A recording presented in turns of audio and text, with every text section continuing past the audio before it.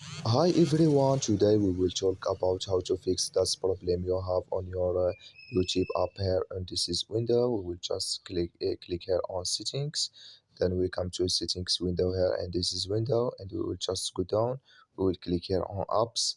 Then we come to apps window here, and this is window. We will just go down here to looking for YouTube app in here, and we will just keep going down. We will click here on YouTube. Then we come to next window here, like you say. We will click here on for stop.